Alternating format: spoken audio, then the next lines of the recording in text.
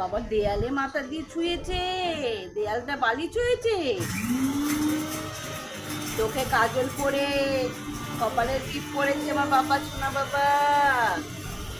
আর দেয়ালে মাথা দিয়ে দেখো বন্ধুরা শুয়ে আছে।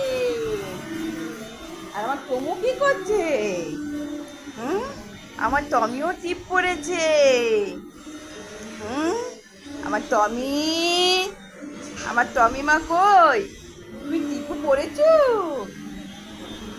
টিপ পরেছো মা? কপালে একটা টিপু পরেছো? আর আমার বাবাটা কি বলবো, আমার সোনা বাবাটা শুধু রান্নাঘরে শুয়ে থাকে। হুম, রান্নাঘরে শুধু শুয়ে থাকবে, কোনো কাজ নেই।